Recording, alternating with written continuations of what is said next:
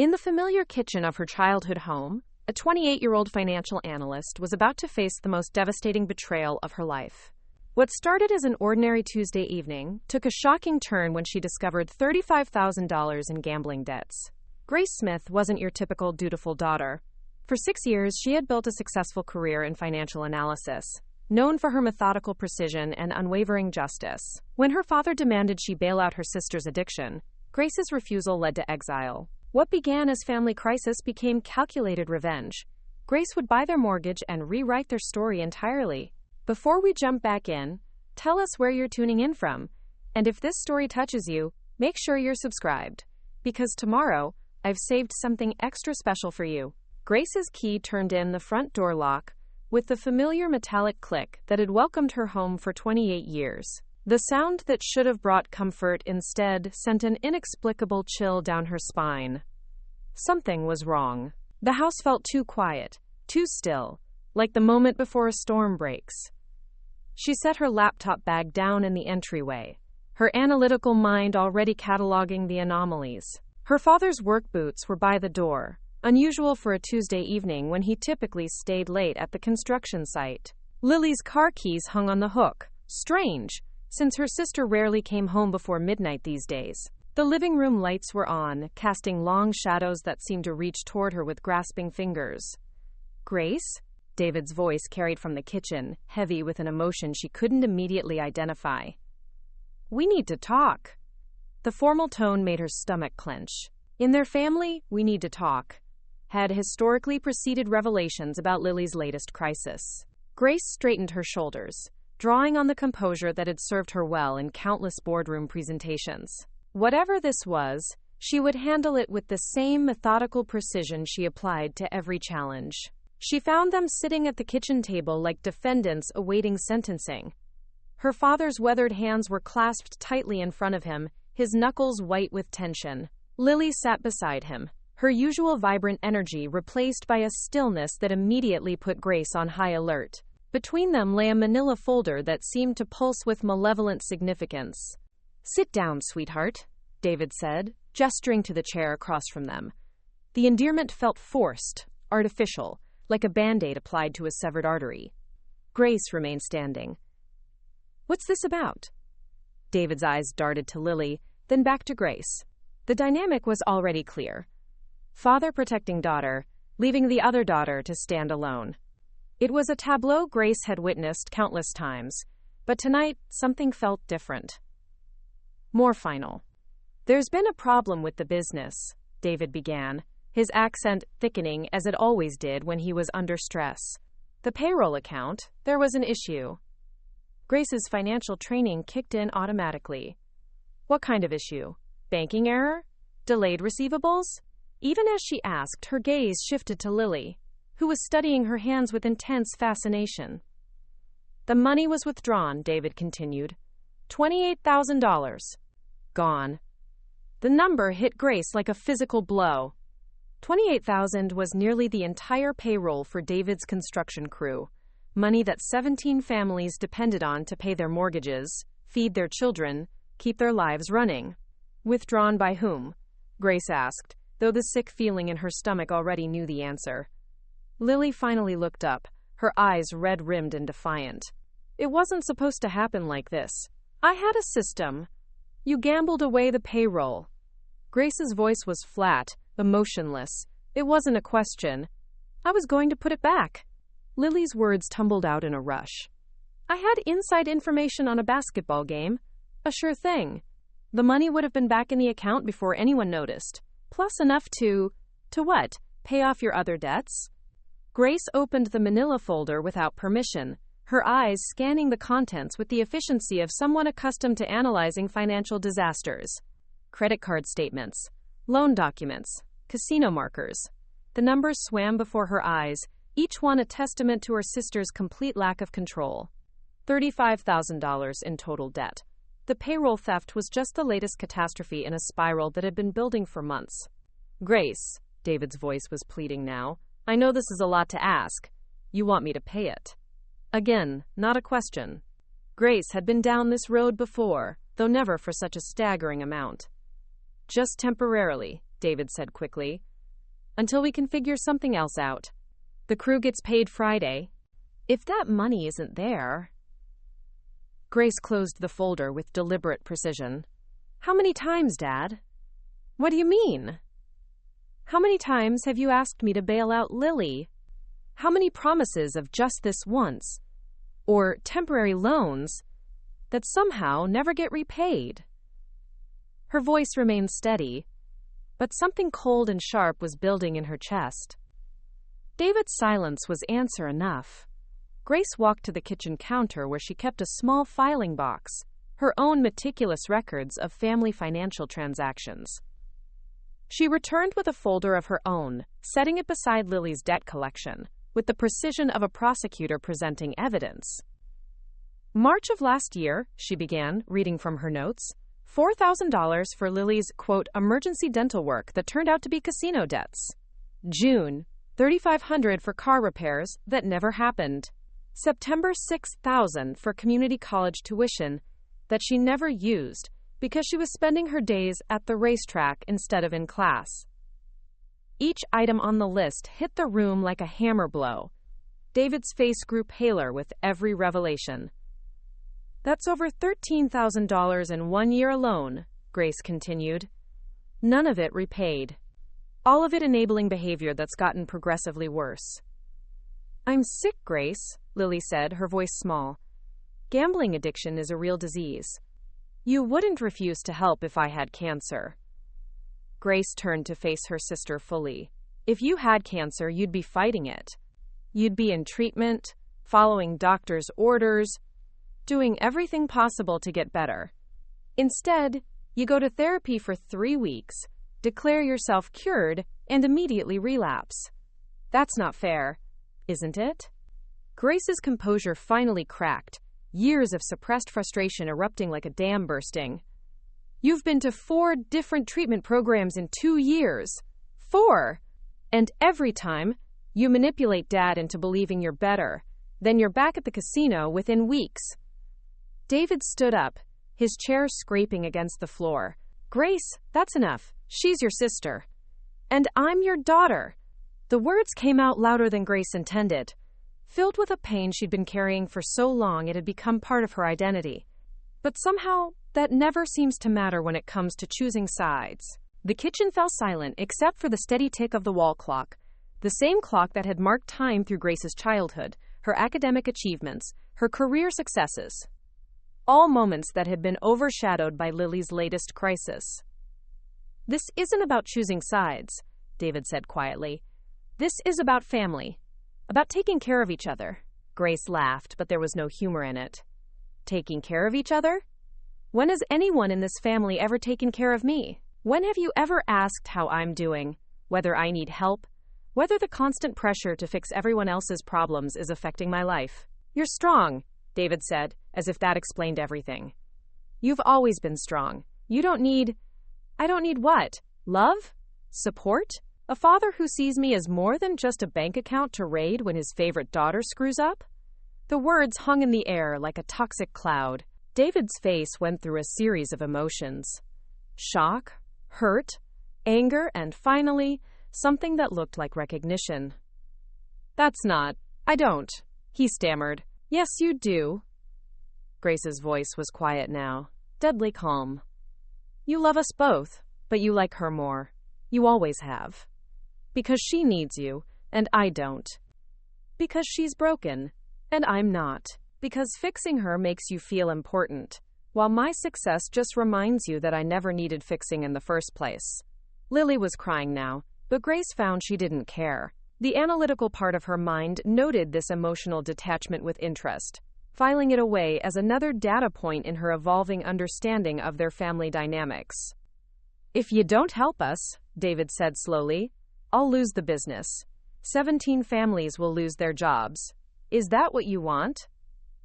Grace met his eyes steadily. What I want is for my sister to face consequences for her actions.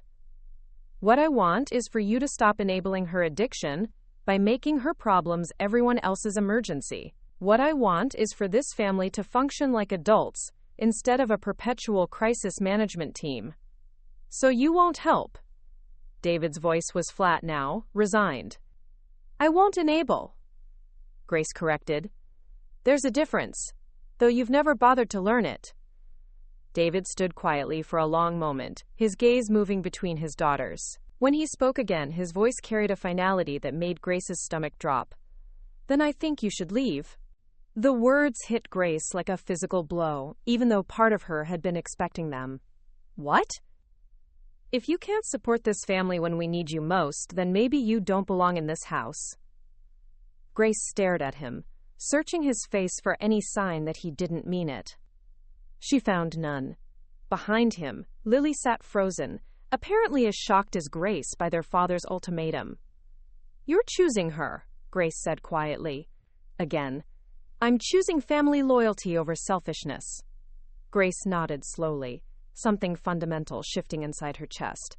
The part of her that had spent 28 years seeking her father's approval simply died.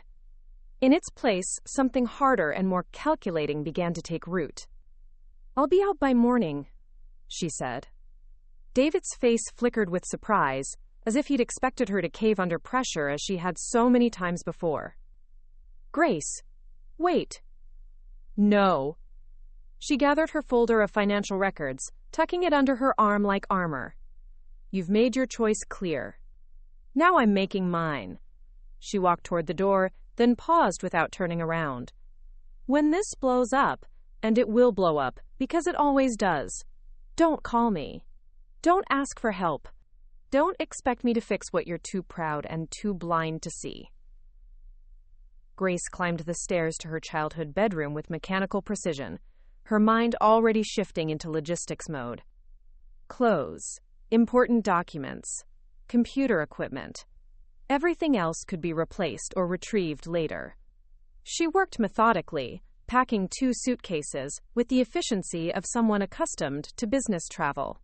From downstairs, she could hear voices, David and Lily arguing in hushed tones. She caught fragments. Too far. Didn't mean. Pride. But their words felt distant now, as if they were discussing strangers. By midnight, Grace was loading her car in the driveway of the home where she'd lived for her entire life. The windows glowed warmly from within, but she felt no urge to look back. The daughter who had been raised in that house, the one who believed in family loyalty above all else, was gone. In her place stood a woman who understood that sometimes love meant walking away. Her phone buzzed as she started the engine. A text from Lily, I'm sorry. I never wanted this. Grace deleted it without responding and drove toward her new life, carrying nothing but her clothes, her ambition, and a growing certainty that her family would regret the choice they'd made tonight. She didn't yet know how or when, but she would make sure they understood exactly what they had lost when they chose gambling debts over the daughter who had never once asked them for anything. The city lights blurred past her windshield as Grace drove toward an uncertain future, unaware that she was also driving toward an opportunity that would give her power over the very people who had just cast her aside. The mortgage on the house she was leaving behind was already in trouble, though none of them knew it yet. And in 18 months, when the foreclosure notices started arriving, Grace would be in a position to buy more than just property. She would be buying the chance to rewrite their family story entirely. The silence in Grace's studio apartment stretched like a taut wire, broken only by the steady hum of her laptop and the distant rumble of traffic 18 floors below.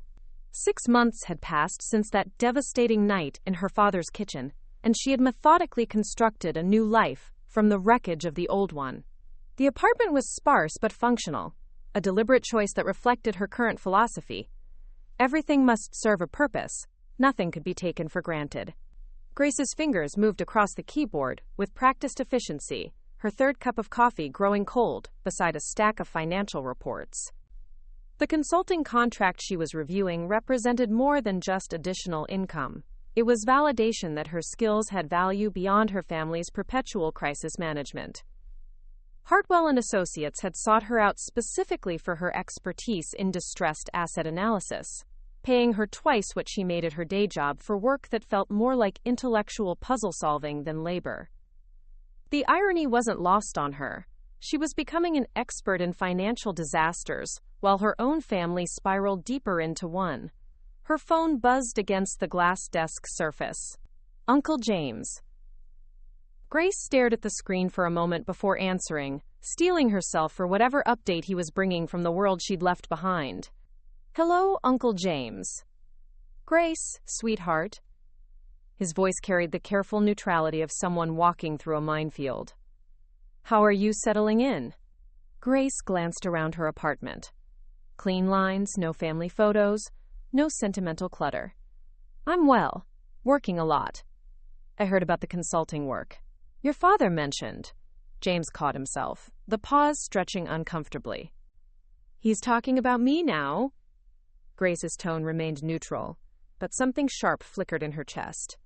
He asks how you're doing. He won't admit it, but he misses you. Preparing and narrating this story took us a lot of time, so if you are enjoying it, subscribe to our channel. It means a lot to us. Now back to the story.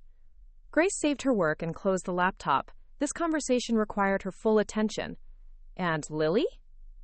James's sigh was audible through the phone. She tried another program, lasted 3 weeks this time. 3 weeks. Grace noted the information with the same detachment she'd apply to any financial data point. What happened? Said the other patients were too negative about recovery, that she needed a more positive environment. James's tone suggested his own opinion of that reasoning. Grace walked to her window, looking out at the city lights that had become her new constellation. And Dad believed her. He wants to believe her. There's a difference. The distinction mattered, Grace realized. Want implied choice, while belief suggested conviction. Her father was choosing to enable Lily despite evidence, not because he was blind to it. The business is struggling, James continued carefully. He had to take out a second mortgage on the house to cover the shortfall from the incident. Grace's analytical mind immediately began calculating.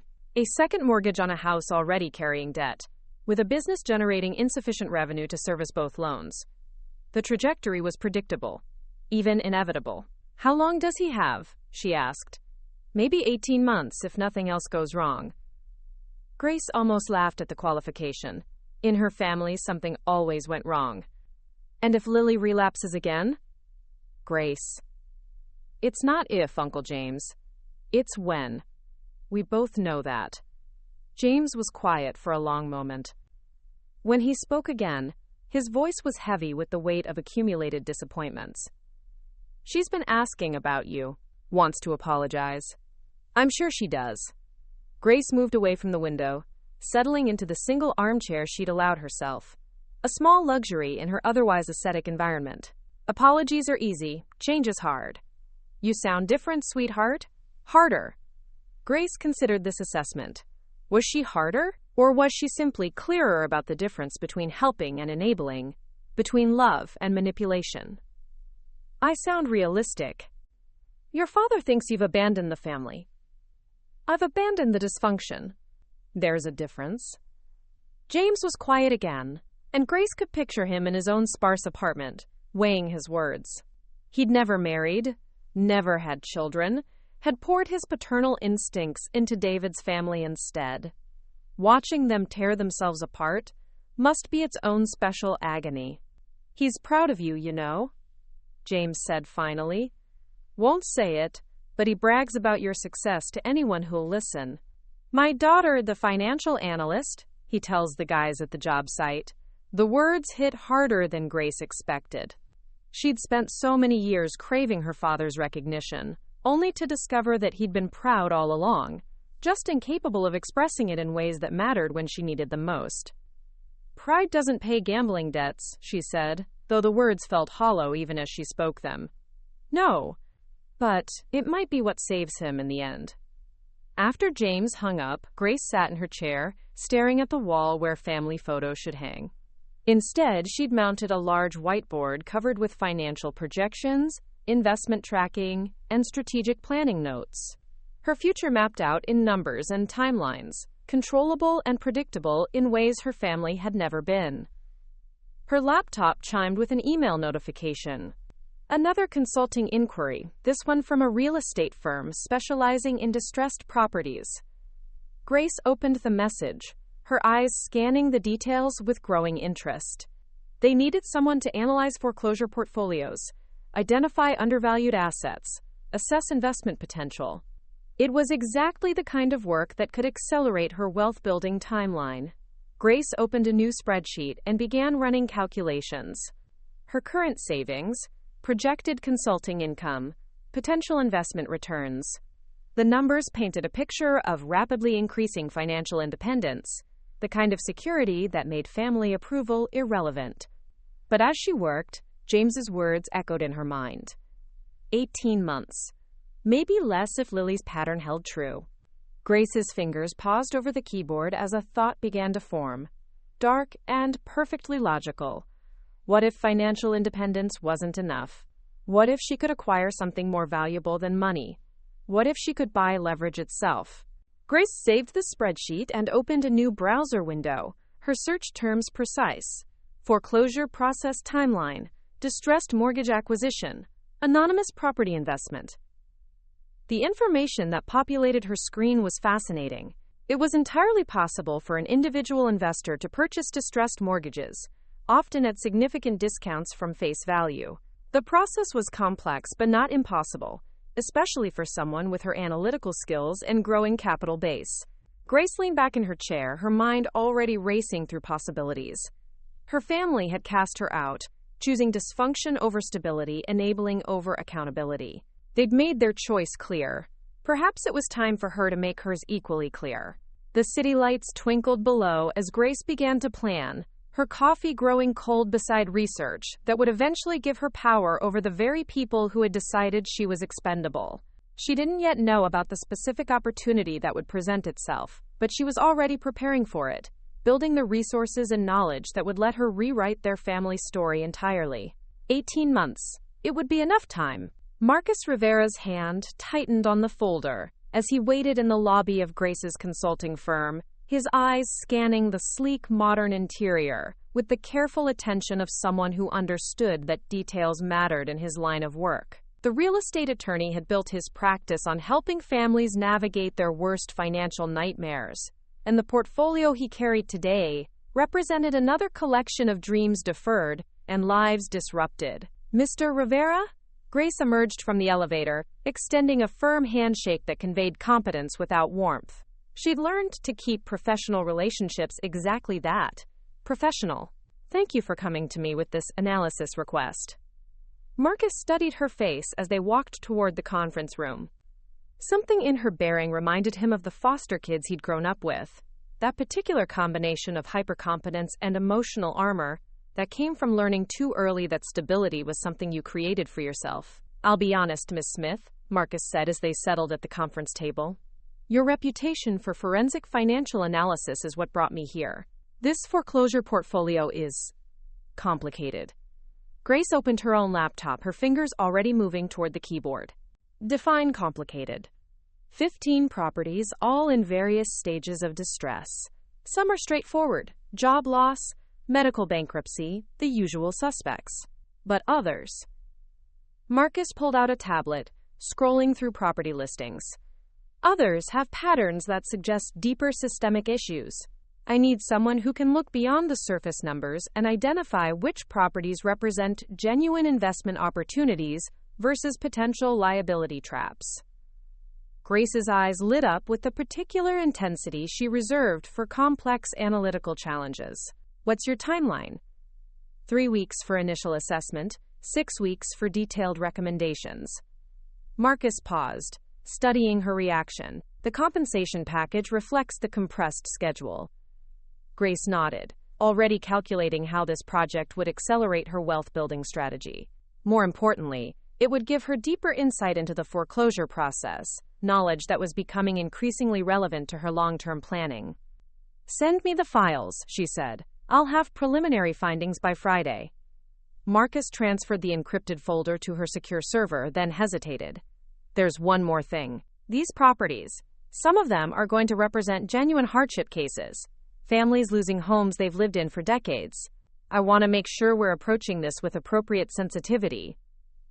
Grace's expression remained neutral, but something flickered behind her eyes. I understand the human cost of financial distress, Mr. Rivera. My analysis will be thorough and objective.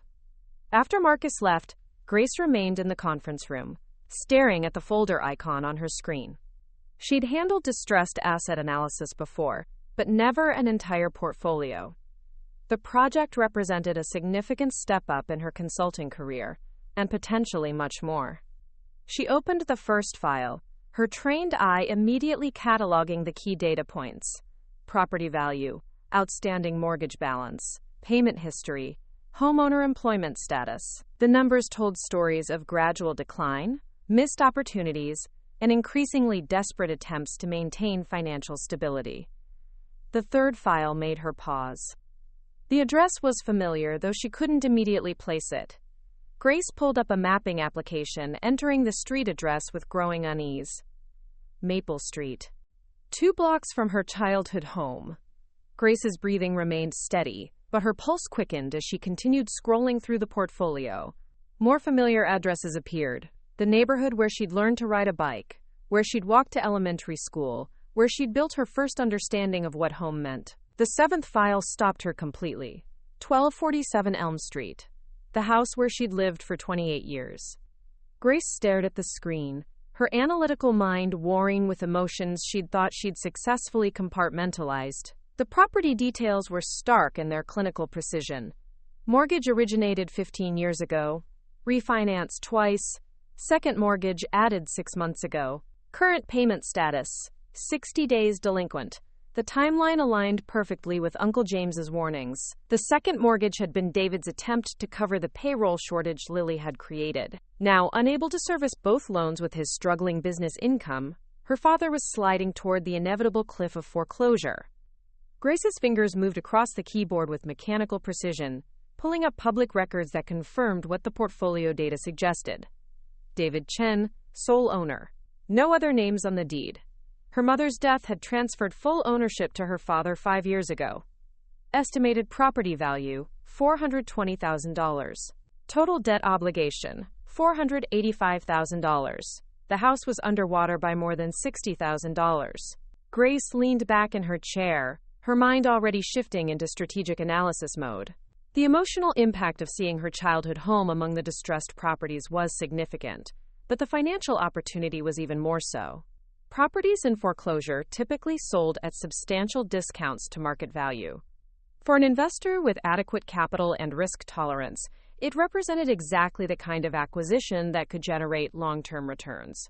Her phone buzzed with a text message. Uncle James? Haven't heard from you in a while. Everything okay? Grace stared at the message, then at the foreclosure file on her screen. Everything was more than okay.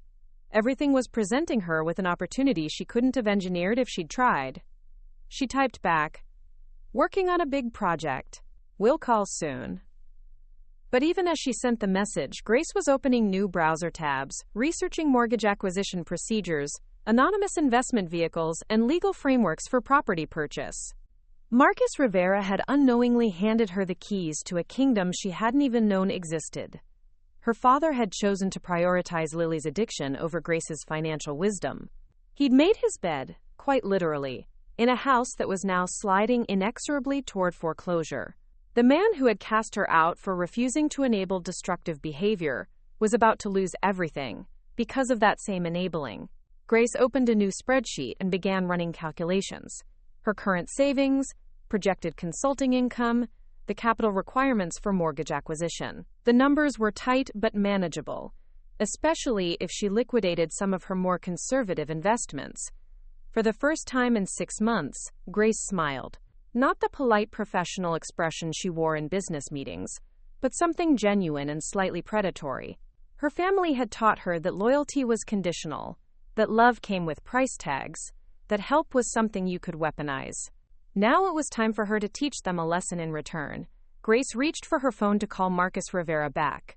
She had questions about the foreclosure timeline, about bidding procedures, about the legal mechanisms that would allow her to purchase her childhood home without revealing her identity. Because Grace had just realized that financial independence wasn't enough. What she wanted was justice. And justice, it turned out, had an address: 1247 Elm Street. The same address where her father would soon discover that some daughters never forgot. and some lessons came with compound interest. Grace's reflection stared back at her from the bathroom mirror at 5:47 a.m., her face composed despite the magnitude of what she was about to execute. In 3 hours, she would sit across from Marcus Rivera and sign documents that would make her the anonymous owner of her family's mortgage. The irony was exquisite. The daughter they'd cast out would become their landlord, holder of their fate, architect of their future. She'd spent 2 weeks constructing the legal framework with meticulous precision. Meridian Holdings, LLC, registered in Delaware with herself as the sole managing member. A maze of paperwork that would keep her identity buried beneath layers of corporate structure, invisible to anyone without subpoena power and suspicious minds. Grace dressed with the same methodical care she applied to everything now. Charcoal suit, minimal jewelry, hair pulled back in a style that suggested competence without personality. Today required armor, not accessibility. Her phone buzzed as she gathered her briefcase. Uncle James, as if sensing the significance of the day despite knowing nothing about it. Grace? I know it's early, but I wanted to catch you before work. What's wrong? Grace's voice carried professional calm, but her free hand tightened around her coffee cup. Your father got another notice yesterday. 90 days to cure the default or face foreclosure proceedings. James's voice was heavy with worry. He's trying to negotiate with the bank, but they're not interested in payment plans anymore. Grace walked to her window, looking out at the city that had become her sanctuary. 90 days. Her timeline was accelerating. Has he considered selling? She asked. He won't even discuss it. Says the house is all he has left of your mother, that he'd rather lose it to the bank than sell it to strangers.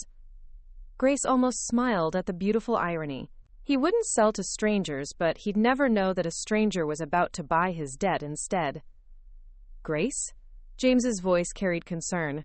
You're being awfully quiet. I'm thinking, she said, which was true.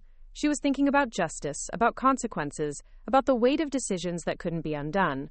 Uncle James, has he said anything about me? About wanting to reconcile? The pause was telling. He's proud of your success, worried about you. But his pride. James sighed. His pride won't let him admit he made a mistake. Then he'll have to learn the hard way. Grace, what does that mean? But Grace was already ending the call, her mind shifting into execution mode. In 2 hours, she would meet Marcus at his office to finalize the purchase. The mortgage holder, First National Bank, had been eager to sell the distressed debt at 70 cents on the dollar, happy to remove a problematic asset from their books. Grace would pay $339,500 for a mortgage with a face value of $485,000. It was a bargain that would give her control over a property worth $420,000, along with the right to collect payments from her father or begin foreclosure proceedings if he defaulted.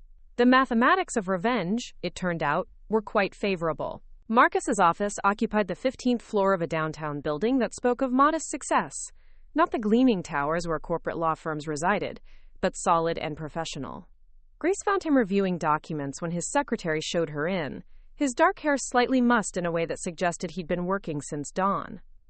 Miss Smith, he stood, extending a hand that lingered a moment longer than strictly professional. I have to say, this is one of the more unusual transactions I've handled.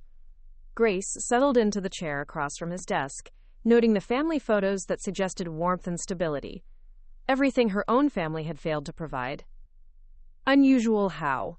Individual investors rarely pursue mortgage acquisition without significant real estate holdings already in place. And your LLC. Marcus pulled up documents on his computer. Meridian Holdings appears to have been created specifically for this transaction. Grace's expression remained neutral. I believe in focused investment strategies. Marcus studied her face with the attention of someone accustomed to reading between lines. The property you're acquiring, 1247 Elm Street. Do you have any particular interest in that neighborhood? The question hung in the air like a loaded weapon. Grace had anticipated this moment, prepared for the possibility that Marcus might probe deeper into her motivations. The fundamentals are solid, she said. Good school district, established neighborhood, property values that should recover once the current owner's situation stabilizes. And if it doesn't stabilize? Grace met his eyes steadily. Then I'll pursue my legal remedies as any responsible lender would. Marcus nodded slowly, but something in his expression suggested he wasn't entirely satisfied with her response. He opened the folder containing the purchase documents, his movements precise but somehow reluctant. Before we proceed, he said, I want to make sure you understand the human element here. The current homeowner, David Chen, is a small business owner who's struggled since his wife's death. He has 2 daughters. This house represents more than just an asset to his family. Grace's jaw tightened almost imperceptibly. Mr. Rivera, are you suggesting I should make financial decisions based on sentimental considerations? I'm suggesting that power comes with responsibility. The words carried weight that Marcus probably didn't realize. Grace had been lectured about responsibility her entire life. Responsibility to enable her sister, to sacrifice her own needs for family harmony, to absorb the consequences of other people's poor choices. Now she was being lectured about responsibility by a man who didn't know that David Chen had chosen his other daughter over her, had cast her out rather than hold Lily accountable for her actions. I understand responsibility better than you might think, Grace said quietly. Marcus studied her for another moment, then opened the first document. All right then. Let's proceed. The signing took 43 minutes. Grace's hand moved across page after page with steady precision, each signature bringing her closer to a power she'd never imagined wanting. Purchase agreement. LLC operating documents. Mortgage assignment papers. Wire transfer authorizations. When it was finished, Marcus handed her a folder containing copies of everything, along with a business card. If you need assistance with property management or tenant relations, he said, I know some excellent firms. Grace tucked the card into her briefcase without looking at it. I prefer to handle my investments personally. She left Marcus's office carrying legal ownership of her family's debt, the weight of the documents feeling heavier than their physical mass suggested. In her car, Grace sat for a moment before starting the engine, staring at the folder that contained her father's financial fate. Her phone buzzed with a text from her consulting firm. The Meridian Holdings wire transfer had cleared. The mortgage was officially hers. Grace started her car and drove toward Elm Street, drawn by a compulsion she didn't fully understand. She parked 3 blocks away and walked through the neighborhood where she'd learned to ride a bike, where she'd built tree houses with Uncle James, where she'd believed that family meant unconditional love. The house looked smaller than she remembered, its white siding showing signs of deferred maintenance. Her father's truck sat in the driveway, and she could see light in the kitchen window where 6 months ago her family had chosen to cast her out rather than confront hard truths about enabling and accountability. Now the deed to that house belonged to a woman they'd trained to value justice over sentiment, logic over loyalty. Grace pulled out her phone and composed a text to Uncle James. I heard about Dad's situation. Sometimes the only way forward is through the consequences of our choices. She sent the message and walked back to her car, already planning her next move. The mortgage gave her power, but revelation would give her justice. And justice, Grace was beginning to understand, was a dish best served with compound interest. Grace's fingers traced the edge of the mortgage documents spread across her dining table like a general studying battlefield maps. 3 weeks had passed since the purchase. 3 weeks of watching her family struggle with a debt they didn't know she owned.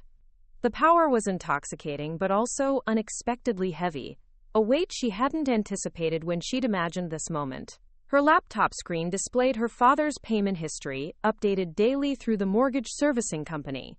93 days delinquent. The foreclosure timeline was accelerating, and David's increasingly frantic calls to the bank were being routed to automated systems that offered no human connection, no possibility of negotiation. Grace had designed it that way. Her phone rang, interrupting her strategic planning. Sarah Thompson's name appeared on the caller ID, her mentor, and the closest thing to a maternal figure Grace had allowed herself since leaving home. Sarah, Grace answered, closing the laptop with deliberate care. Grace, darling, I haven't heard from you in 2 weeks. I was beginning to worry that success was making you antisocial. Grace smiled despite herself. Sarah's directness was one of her most valuable qualities. No emotional manipulation, no hidden agendas, just honest communication between two professionals who understood each other. "I've been working on a personal project," Grace said. "Personal projects are dangerous things for people like us. We tend to overthink them into oblivion." Sarah's voice carried the warmth of someone who'd made her own share of complicated choices. "Dinner tonight? I promise not to pry unless you want me to." Grace considered the invitation. She'd been isolating herself since the mortgage purchase, avoiding social connections that might complicate her decision-making process. But Sarah's perspective could be valuable, especially given her own history of family estrangement and eventual reconciliation. "Salvatore's at 7?" Grace suggested. "Perfect. And Grace? Bring whatever's been eating at you. I found that secrets have a way of poisoning good wine." Grace arrived at the restaurant 15 minutes early, claiming a corner table that offered privacy and clear sightlines to the entrance. Her analytical mind noted the irony. She was applying surveillance techniques to a dinner with her mentor, evidence of how thoroughly the mortgage situation had militarized her thinking. Sarah appeared precisely at 7, her silver hair catching the restaurant's ambient lighting, as she navigated between tables with the confidence of someone comfortable in her own skin. At 62, she'd built an investment empire from nothing, survived family rejection, and eventually found her way back to relationships that mattered. "You look terrible," Sarah said, settling into her chair with characteristic bluntness. "Well-dressed and professionally successful, but terrible nonetheless."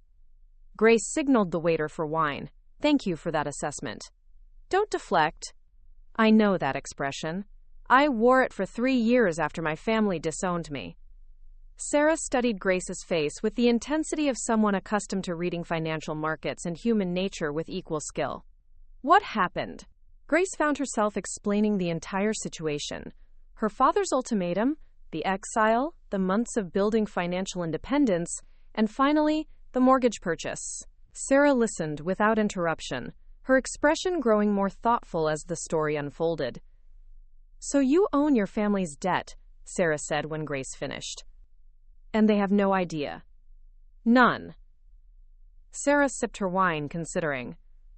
"What's your endgame?" The question Grace had been avoiding crystallized in the space between them. What did she want? Justice? Revenge? Reconciliation on her terms? The mortgage gave her leverage. But leverage without clear objectives was just expensive entertainment. "I want them to understand consequences," Grace said finally. "I want my father to realize that choosing to enable addiction over accountability has a price. I want Lily to face the reality that her choices affect more than just herself." "And then?" Grace hesitated. "I don't know," Sarah nodded slowly. "Let me tell you a story. When my family cut me off for being gay, I spent 5 years building a fortune specifically to prove them wrong. I bought the shopping center that housed my father's hardware store, then raised his rent until he had to sell." Grace leaned forward, recognizing a kindred spirit in strategic revenge. "I felt vindicated for about a week," Sarah continued. "Then I realized I'd won a battle against people who were already defeated. My father had spent those 5 years regretting his choice, wanting to reconcile but too proud to make the first move. By the time I crushed his business, he was a broken old man who missed his daughter." "Did you reconcile?" "Eventually.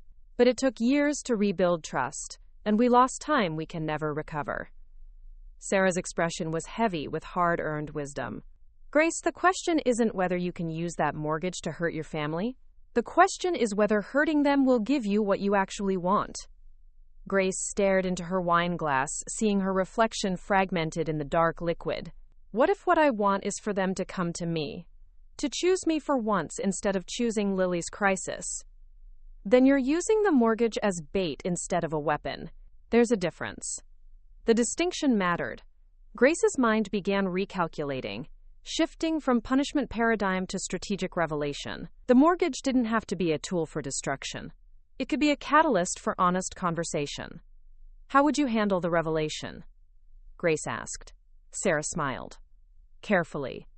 And with an exit strategy that preserves relationships instead of destroying them." Grace spent the drive home formulating a new approach. Instead of letting the foreclosure proceed to its natural conclusion, she would reveal her ownership at the moment of maximum impact, when her family was desperate enough to be honest, but not so broken that recovery was impossible. Uncle James would be her conduit. He was the only family member who'd maintained contact, the only one who might understand that Grace's actions stemmed from love rather than hatred. Back in her apartment, Grace composed a careful text message. Uncle James, I'd like to take you to lunch this week. There's something important I need to discuss with you. His response came quickly. Of course, sweetheart. Is everything all right? Grace stared at the question, considering her answer. Everything was about to change for her family. The mortgage gave her power over their future. But Sarah's words had reminded her that power without purpose was just another form of destruction. Everything will be, she typed back. But first, we need to talk. Grace set her phone aside and opened her laptop, pulling up her father's payment records one more time. 96 days delinquent. She had perhaps 3 weeks before the bank's automated systems would trigger formal foreclosure proceedings.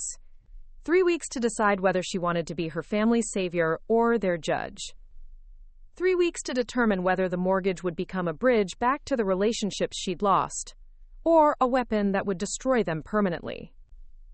Grace closed the laptop and walked to her window, looking out at the city lights that had witnessed her transformation from dutiful daughter to strategic power player. Tomorrow, she would begin the delicate process of revelation, a conversation with Uncle James that would set in motion the final act of her family's drama. But tonight, she allowed herself to wonder what it would feel like to be chosen, to be valued, to be the daughter her father turned to instead of the one he turned away from. The mortgage had given her leverage, but Sarah's wisdom had reminded her that true power lay in knowing when and how to use it. The revelation would come soon. And with it, the answer to whether her family was capable of the kind of change that could heal what had been broken between them. Uncle James's hands trembled slightly as he unlocked the front door of 1247 Elm Street, his keys making a soft metallic chime that seemed to echo with the weight of the revelation he was about to deliver. Grace had entrusted him with the truth 3 days ago over lunch, and he'd spent every hour since wrestling with the implications of what his niece had accomplished. David? James called into the house, his voice carrying an unusual tension. Lily? We need to have a family meeting. Grace sat in her car 2 blocks away, her phone displaying the encrypted text updates James would send once the revelation was complete. They'd rehearsed this moment carefully. James would reveal her identity as the mortgage holder. Then Grace would arrive 15 minutes later to face whatever emotions had been unleashed in her absence. Inside the house, David emerged from the kitchen with the haggard expression of a man who'd been fighting a losing battle for months. Lily followed behind him, her appearance showing the strain of watching her addiction's consequences finally catch up with the entire family. What's this about, James? David asked, settling into his worn recliner. If it's about the house situation, I don't want to discuss it in front of Lily. She's been through enough. James looked at his niece, noting how thin she'd become, how her usually bright energy had dimmed to something fragile and uncertain. Actually, this concerns both of you, and it's about the house. Lily's face went pale. Did the bank call you? Are they accelerating the foreclosure? Sit down, James said gently. Both of you. David's eyebrows rose at his brother's commanding tone. In all their years together, James had rarely asserted authority in family matters, preferring to mediate rather than dictate. His unusual directness immediately put both father and daughter on alert. James withdrew a manila folder from his briefcase, the same type of folder that had started this entire crisis 6 months ago. The symmetry wasn't lost on him as he placed it on the coffee table between them. 3 weeks ago, James began, I learned something that I've been struggling with how to share. Something about your mortgage, David, and about Grace. David's expression hardened at his older daughter's name. I told you I don't want to discuss Grace. She made her choice clear. Did she? James opened the folder, revealing documents that David didn't immediately recognize. Or did you make it for her? Lily leaned forward, her addiction-sharpened instincts recognizing the significance of official paperwork. Uncle James, what are those? James took a deep breath, feeling the weight of the moment. David, Do you remember when Grace was 8 years old, and she organized a neighborhood lemonade stand to raise money for your business equipment? David's confusion was evident. What does that have to do with, do you remember when she was 16 and worked 2 jobs to save money for college because she didn't want to burden the family with student loans? James continued, his voice gaining strength. Do you remember how she never asked for anything? Never caused problems? Never needed rescuing? James, what's your point? My point is that Grace spent 28 years proving she could take care of herself and everyone else. James touched the top document in the folder. And when you finally needed her to save the family from Lily's mistakes, you threw her out instead of listening to her wisdom. David stood up, his face flushing with anger. Grace refused to help her own sister. She chose money over family. No, James said quietly. She chose accountability over enabling. And you chose to punish her for being right. Lily's voice was small, barely audible. Uncle James, why are you saying this now? James looked at his younger niece with infinite sadness. Because, sweetheart, the choices we made have consequences. And sometimes those consequences come from directions we never expected. He opened the folder completely, revealing the mortgage assignment documents with Grace's LLC clearly identified as the new holder. Your sister owns your mortgage, James said simply. She bought it 3 weeks ago. The silence that followed was so complete that James could hear the wall clock ticking, counting seconds that felt like hours. David stared at the documents as if they were written in a foreign language, his mind struggling to process the implications. That's impossible, David whispered. Meridian Holdings, LLC, James read from the document. Sole managing member, Grace Smith. She purchased your debt from First National Bank for approximately $340,000. Lily's hands flew to her mouth. Oh my God, Grace! Grace owns our house? She owns your mortgage, James corrected. Which means she can choose to work with you on payments, restructure the terms, or... He didn't finish the sentence. David's face cycled through emotions. Shock, anger, disbelief, and finally, something that might have been reluctant admiration. How? How did she get that kind of money? By being exactly who you raised her to be, James said. Disciplined, analytical, successful. Everything you said didn't matter when family needed help. The front door opened before anyone could respond, and Grace stepped into the house she'd been exiled from 6 months ago. She moved with the controlled confidence of someone entering a boardroom negotiation, her expression calm despite the emotional chaos she was walking into. Hello, Dad, Lily. David stood slowly, his eyes never leaving his daughter's face. Grace. The single word carried the weight of 6 months of silence, pride, regret, and stubborn love. Grace studied her father's appearance, noting how the stress had aged him, how his shoulders carried defeat in a way they never had before. You bought our mortgage, Lily said, her voice breaking. You could have let us lose everything. I could have, Grace agreed. I still can. David's anger finally found its voice. Is this revenge? Is this your way of punishing us for choosing family loyalty over your selfishness? Grace felt the familiar sting of his words, but they bounced off the armor she'd built over the past months. No, Dad. This is your way of learning the difference between family loyalty and family enabling. Grace. Lily stood up, tears streaming down her face. I'm so sorry. I never wanted any of this to happen. I never wanted to hurt the family. But you did hurt the family, Grace said, not unkindly. And instead of facing consequences, you were rescued. Again. Until there was no one left to rescue you, and Dad had to choose between losing his business or losing his house. David's voice was harsh with pain. So what now? You hold our lives hostage until we beg forgiveness? Grace reached into her briefcase and withdrew a different folder, one that Uncle James hadn't seen before. No, now we talk about terms. Real terms. Honest terms. Terms that help instead of enable. She placed the folder on the coffee table beside the mortgage documents. I'm not here for revenge, Dad. I'm here because I finally have the power to save this family from itself. The question is whether you'll let me. The confrontation Grace had imagined for months was finally happening, but it felt different than she'd expected. Less satisfying, more complex. Holding power over her family's fate wasn't the triumph she'd anticipated. It was a responsibility that felt heavier with each passing moment. But it was also an opportunity.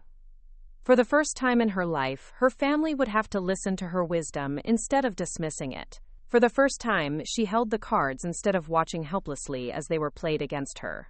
Grace opened her folder and began to lay out a path forward, one that would require accountability, change, and genuine commitment to healing instead of enabling. The mortgage had given her leverage, but what happened next would determine whether that leverage became a bridge to reconciliation or a weapon that destroyed them all. The note was written on the back of a grocery receipt in Lily's rushed handwriting, the ink slightly smudged as if tears had fallen on the paper before it dried.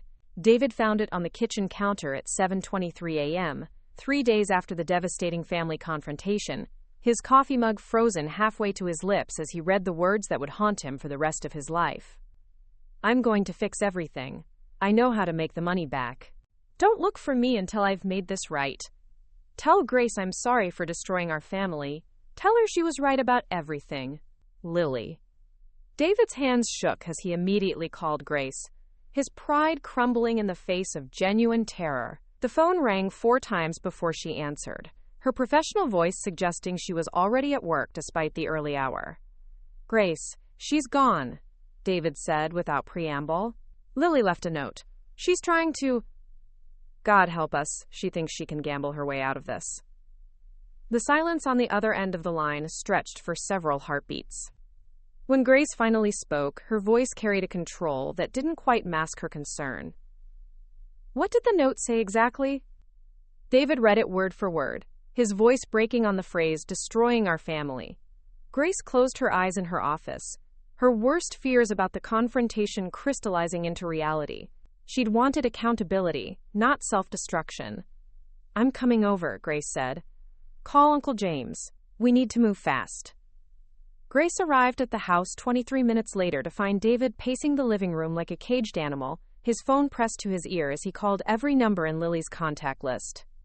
Uncle James sat at the kitchen table, methodically going through her room for clues about where she might have gone. "Anything?" Grace asked James, setting down her laptop bag and immediately shifting into crisis management mode. "Credit cards are missing, along with the emergency cash from her jewelry box," James reported. "About $300, maybe $400. Her car is still here." Grace opened her laptop and began typing rapidly. "I need her social security number and the names of all her credit cards." David stopped pacing. "Why?" "Because I have contacts in financial fraud detection who can track credit card activity in real time." Grace's fingers moved across the keyboard with machine-like precision. "If she's gambling, she's using plastic, and plastic leaves digital footprints." For the next hour, they worked together in a way they hadn't since Grace was a child. David provided information while Grace navigated through banking connections and financial databases. Uncle James coordinated with local casinos, describing Lily to security personnel who might remember a desperate young woman with a gambling problem. Grace's phone rang at 10:47 a.m. Marcus Rivera's name appeared on the screen, an unexpected complication in an already complex situation. "I need to take this," Grace said, stepping into the hallway. "Marcus?" "Grace, I'm sorry to bother you, but I've been getting some concerning calls from a David Chen. He's been trying to contact the mortgage holder for 1247 Elm Street, and the servicing company gave him my office number." Marcus's voice carried professional concern mixed with personal curiosity. "He sounds desperate. Family emergency involving his daughter." Grace felt the walls of her carefully constructed anonymity beginning to crumble. "What did you tell him?" "Nothing yet. Client confidentiality protects Meridian Holdings' identity." Marcus paused. "Grace, is there something I should know about your connection to this property?" Before Grace could answer, David appeared in the hallway, his face gray with panic. "Grace, Uncle James found something." Grace ended the call without explanation and followed her father back to the kitchen, where James held up a torn piece of paper with an address scrawled in Lily's handwriting. "Underground poker game," James said grimly. "She hid this in her jewelry box. I know the area. It's not somewhere she should be alone." Grace's blood went cold. Underground gambling meant unregulated games, loan sharks, and the kind of people who viewed gambling addicts as easy marks rather than sick individuals needing help. "We need to call the police," David said, "and tell them what? That a grown woman went gambling with her own money?" Grace shook her head. "They won't act on that." "Then what do we do?" Grace stared at the address, her analytical mind calculating risks and potential outcomes. "We find her ourselves." The drive to the industrial district took 35 minutes, during which Grace used her financial connections to track Lily's credit card activity. 3 cash advances in the past 6 hours, totaling $8,000, money she didn't have, borrowed against credit lines that were already maxed out. "She's in deeper than we thought," Grace told her father as they parked outside a warehouse that looked abandoned but showed signs of recent activity. $8,000 in new debt since yesterday. David's face was ashen. "How is that even possible?" "Desperation makes people creative with credit applications," Grace said grimly. They found the poker game in the warehouse's basement, accessed through a loading dock that served as an unofficial entrance. The space was thick with cigarette smoke and the kind of tension that came from high-stakes gambling and dangerous money. Lily sat at a corner table, her back to the entrance, her posture radiating the manic energy of someone in the grip of addiction. Even from across the room, Grace could see that her sister had lost weight, that her hands shook slightly as she arranged her chips. $20,000, Lily announced to the table, pushing forward a stack that represented more money than she'd ever had in her life. "All in." Grace's heart stopped. $20,000. Money that didn't exist, borrowed from sources that didn't forgive defaults. "Lily." David's voice cut through the basement noise like a knife. Lily turned, her face a mask of desperate hope and crushing shame. When she saw Grace standing beside their father, something in her expression simply broke. "I was winning," she whispered. "I was finally winning. I was going to pay it all back, and Grace wouldn't have to choose between saving us or teaching us lessons anymore." Grace moved toward the table, her eyes taking in the other players, men who radiated the kind of casual violence that came from collecting debts through intimidation. "The hand's not over, lady," one of them said to Lily. "You called. Time to show cards." Lily turned her cards face up with trembling fingers. A pair of 7s. Nothing special. Nothing worth $20,000 of borrowed money. The winner, a man with scarred knuckles and dead eyes, revealed a full house and began reaching for the chips that represented Lily's complete financial destruction. "Wait," Grace said, her voice carrying the authority of someone accustomed to high-stakes negotiations. "I'd like to discuss a buyout." The scarred man looked up with interest. "You good for 20 grand? Grace opened her purse and withdrew a checkbook. "I'm good for whatever it takes to end this."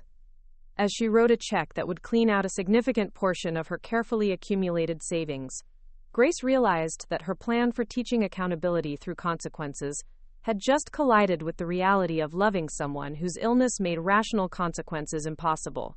Lily wasn't just irresponsible. She was genuinely sick, caught in a cycle of addiction that fed on itself like a malignant cancer. And sometimes, Grace understood now, helping someone meant saving them from themselves, even when they didn't deserve saving. The check she handed to the scarred man represented more than just money. It represented Grace's recognition that some lessons were too expensive to teach, and some family members were too precious to lose, even when they made choices that defied logic and love in equal measure. As they helped Lily to her feet and guided her toward the exit, Grace caught her father's eye and saw something she'd never seen before: genuine gratitude mixed with profound respect for the daughter he'd underestimated for so many years. The mortgage had given Grace power over her family's house. But this moment, this choice to save rather than punish, was giving her something far more valuable: the power to reshape their understanding of what family support actually meant. Dr. Sarah Kim's office felt different from other therapeutic spaces Grace had experienced. Warmer somehow, with natural light filtering through plants that suggested growth rather than mere survival. Lily sat across from the addiction counselor, her hands folded in her lap with the careful stillness of someone learning to exist without the constant adrenaline rush of gambling. "How are you feeling about your family's presence in your recovery process?"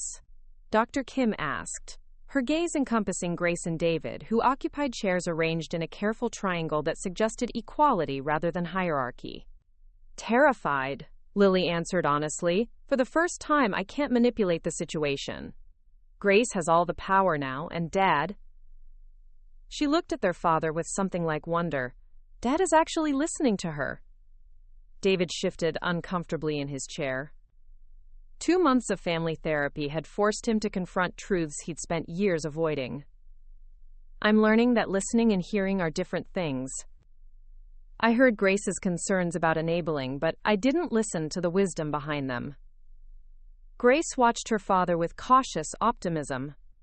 The man who had once thrown her out for refusing to enable destructive behavior was slowly transforming into someone capable of supporting recovery without funding relapse. "Grace."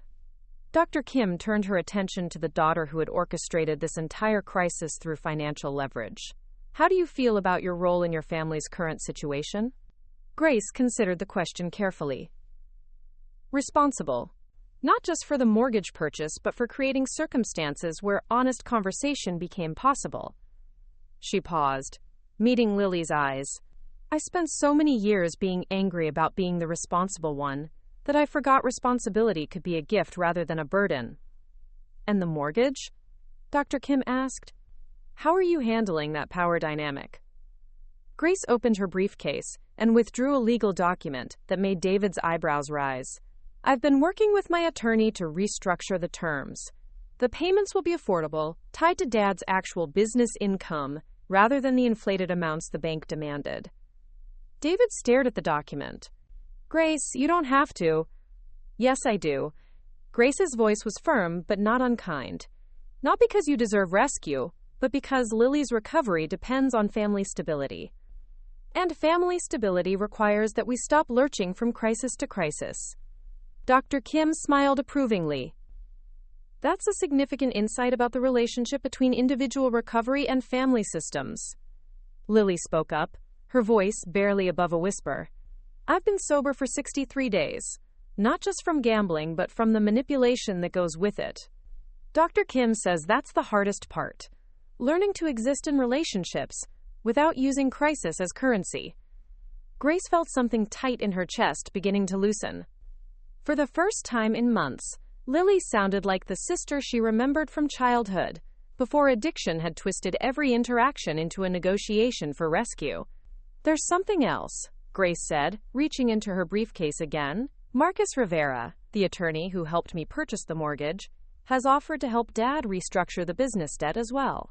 Pro bono, if the family commits to continuing therapy." David's pride warred with pragmatism on his face. "Why would he do that?" Grace felt heat rise in her cheeks. "Because he believes in second chances. And because..." She hesitated, then forged ahead. "Because he's become important to me, and he wants to help the people I care about."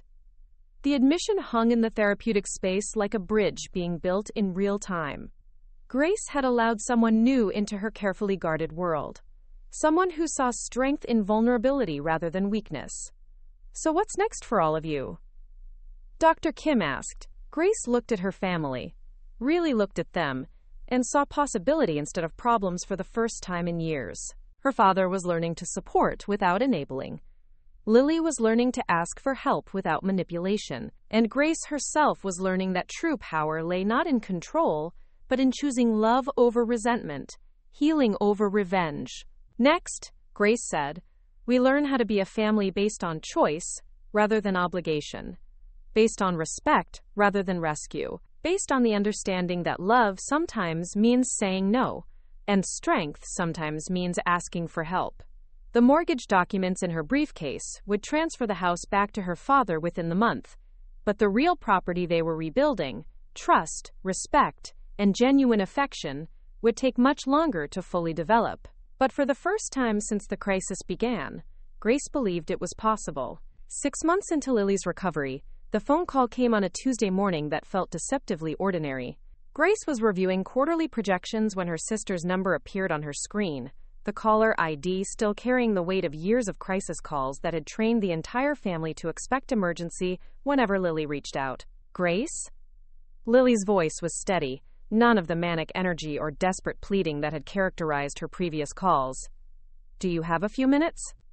I need to talk through something, but it's not an emergency. The distinction mattered. In their family's old dynamic, every problem had been an emergency requiring immediate rescue. Grace closed her laptop, giving her sister the attention that genuine consultation deserved, rather than crisis management demanded. What's going on? I got a job offer, Lily said, and Grace could hear both excitement and apprehension in her voice. Regional sales manager for a medical supply company. It's a 40% salary increase from what I'm making now, full benefits, real career advancement potential. Grace waited, sensing there was more. She'd learned in therapy that listening meant allowing space for the whole story, not just jumping to solutions based on partial information. The territory covers Nevada, Arizona, and parts of California, Lily continued. I'd be traveling 3 days a week, staying in hotels, managing client relationships in cities with, she paused, the weight of unspoken words hanging between them. Cities with casinos, Grace finished gently. Yeah, Las Vegas is actually one of my primary territories. The company has 3 major hospital clients there, and I'd need to visit at least twice a month. Grace felt her protective instincts surge. The same impulses that had driven years of enabling behavior, just redirected toward genuine support rather than financial rescue. The old Grace would have immediately started calculating ways to make the job safer. Perhaps offering to accompany Lily on trips or providing financial incentives to avoid temptation. The new Grace, shaped by months of therapy and hard-won wisdom about the difference between helping and controlling, took a different approach. How do you feel about the risk? She asked. Terrified, Lily answered immediately.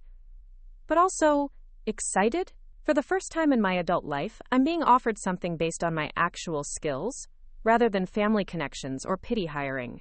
The company doesn't know about my addiction history. They want me because I'm good at building relationships and understanding client needs. Grace could hear the pride in her sister's voice, a healthy pride based on achievement rather than the desperate validation seeking that had characterized her gambling years. Have you discussed it with Dr. Kim? That's why I'm calling you second instead of first, Lily said, and Grace could hear her smile through the phone. Dr. Kim said the decision has to be mine, but that I should talk it through with people I trust who understand both my recovery and my capabilities. The phrase hit Grace unexpectedly hard. People I trust. For the first time in years, Lily was treating her as a source of wisdom rather than rescue, consultant rather than bank account. What did Dr. Kim say about the risk management aspects? That avoiding all risk isn't recovery. It's just a different kind of prison. But that I need to have concrete plans for handling temptation, accountability systems that don't depend on family rescue, and clear metrics for recognizing if I'm sliding toward relapse. Grace nodded, impressed by the sophistication of her sister's recovery thinking. And Dad, have you talked to him? That's the amazing part. Lily's voice was warm with genuine affection. He said he trusts my judgment, but that he wants me to be completely honest about my concerns, rather than trying to protect him from worry. No more fake optimism or hiding problems until they become crises. Grace felt a familiar tightness in her chest, but this time it was pride rather than anxiety. Her father was learning to support without enabling, to express care without taking over decision-making responsibilities. So what's your gut telling you? Grace asked. Lily was quiet for a moment, and Grace could sense her sister really thinking rather than just reacting emotionally. My gut says I'm ready, that I've built enough recovery tools and honest relationships to handle the challenge. But my gut also says that if I take this job, I need to transfer the house deed back to Dad immediately. Grace's eyebrows rose. Why? Because holding a safety net that depends on family rescue undermines the whole point of taking responsibility for my choices. If I'm going to prove I can handle a high-risk situation, I need to do it without the option of running home when things get difficult. The insight was profound and completely unexpected. Lily was voluntarily giving up the safety net that had enabled her destructive behavior for years, choosing accountability over security. That's That's actually brilliant, Grace said slowly. Dr. Kim calls it recovery paradox. Lily laughed. Sometimes the safest choice is the one that feels most dangerous, because it forces you to rely on the coping skills you've actually built, rather than the rescue systems that keep you from building them. Grace found herself smiling as she reached for her phone to call Marcus Rivera. Her sister was ready to test her recovery against real-world challenges. Her father was learning to trust rather than control. And Grace herself was discovering that the most powerful support she could offer was confidence in other people's ability to make good choices. The mortgage that had once been a weapon of revenge was about to become a symbol of trust, transferred back to her father not as rescue, but as recognition that their family had finally learned the difference between helping and enabling. For the first time in her adult life, Grace was genuinely excited to see what choices her family would make when they were free to succeed or fail on their own merits. 1 year after Grace had signed the mortgage documents that would reshape her family's destiny, she stood in the kitchen of 1247 Elm Street, watching Marcus help her father hang new shelves, while Lily arranged flowers for their weekly family dinner. The scene was so ordinary, so peacefully domestic, that Grace had to pause and marvel at how profoundly everything had changed. "Grace, sweetheart," David called from across the kitchen, his voice carrying warmth that had been absent for too many years. "Marcus was telling me about the community center renovation project. Says they could use someone with your financial analysis skills on the planning committee." Grace smiled, noting how naturally her father now sought to include her in conversations rather than merely updating her on family crises. "I'll consider it. My schedule's about to get more complicated anyway." She held up her left hand, allowing the engagement ring Marcus had placed there 3 weeks ago to catch the afternoon light. The diamond was modest but perfect, chosen by a man who understood that her values centered on substance rather than display. Lily looked up from the flower arrangement, her eyes bright with genuine happiness. "Have you set a date yet?" "Next spring," Grace replied. "We want you to be able to take time off from your new territory without worrying about work conflicts." The consideration in that statement represented everything their family had learned about supporting each other without enabling. Grace's wedding planning took Lily's career success into account, but didn't require her to sacrifice professional obligations for family events. "Actually," Lily said, setting down the flowers and turning to face the room, "I have some news of my own. I got promoted again. Regional director for the entire Southwest Division." David's face lit up with pride. "Lily, that's wonderful!" "It means relocating to Phoenix," Lily continued, "but also means I'll be managing 12 sales territories and a team of 36 people. Real responsibility, real leadership opportunities." Grace felt a complex mixture of emotions, pride in her sister's success, but also anxiety about how physical distance might affect their newly rebuilt relationships. "Phoenix is only 5 hours away," Marcus said gently, apparently reading Grace's concerns. "Close enough for weekend visits, far enough for genuine independence." Grace nodded, recognizing the wisdom in his assessment. Lily's move would test their family's new dynamic, but it would also prove that their rebuilt relationships could survive physical separation, something their old codependent patterns never could have managed. "There's something else," David said, his voice carrying a formality that made everyone look up. "I want to say something to both my daughters while we're all together." He set down the screwdriver he'd been using and faced Grace and Lily directly. "I made mistakes as your father. I chose favorites when I should have treated you equally. I enabled destructive behavior when I should have demanded accountability. I punished wisdom when I should have celebrated it." Grace felt tears prick her eyes as her father continued. "Grace, you saved this family, not just financially, but by refusing to let us continue patterns that were destroying everyone involved. You had the courage to demand better from all of us, even when it cost you everything you thought you wanted." He turned to Lily. "And Lily, you've shown me what real recovery looks like. Not just stopping destructive behavior, but building a life worth protecting." David's voice grew thick with emotion.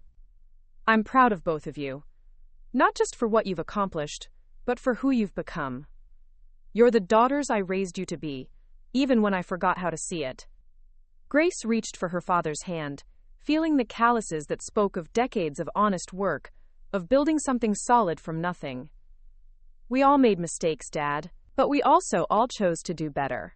As they gathered around the dinner table, the same table where crisis had once been the only conversation topic, Grace marveled at the transformation.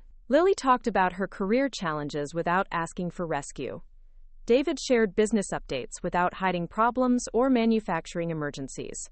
Grace discussed her engagement without worrying that happiness would be overshadowed by someone else's crisis. The mortgage documents sat in Grace's safe, officially transferred back to her father but retained as a reminder of how close they'd come to losing everything that mattered. The house belonged to David again, but the family that lived within its walls belonged to all of them. A chosen family built on respect, accountability, and the kind of love that demanded the best from everyone involved. As Marcus helped clear the dinner dishes, and Lily called Dr. Kim to share her promotion news, Grace stepped onto the back porch where she'd once sat as a child, dreaming of a future that would prove her worth to the people she loved most. She'd achieved that future, but not in the way she'd imagined. Her worth hadn't been proven through accomplishment or financial success. It had been proven through the courage to demand better, the wisdom to use power responsibly, and the love that chose healing over revenge. The mortgage had given her leverage, but time had given her something more valuable. A family that chose her not because they needed her, but because they valued her. And in return, she had chosen them, not out of obligation, but out of genuine affection for the people they had worked so hard to become. Grace pulled out her phone and scrolled to a text message she'd saved from 6 months ago, from Sarah Thompson. The best revenge is becoming so happy that you forget why you wanted revenge in the first place. As she looked through the kitchen window at her family, her father teaching Marcus how to properly tighten cabinet hinges, Lily planning her move to Phoenix with characteristic enthusiasm, Grace realized she had achieved something better than revenge. She had achieved peace. The house at 1247 Elm Street would always be where Grace learned the difference between enabling and loving, between rescuing and supporting, between family loyalty and family growth. But more importantly, it would be where she learned that true power wasn't about control. It was about having the strength to choose love over resentment, healing over revenge, and hope over the safer option of emotional distance. Grace pocketed her phone and went back inside to help with dishes, ready to build whatever came next with the family they had chosen to become. Up next, you've got 2 more standout stories right on your screen. If this one hit the mark, you won't want to pass these up. Just click and check them out. And don't forget to subscribe and turn on the notification bell so you don't miss any upload from us.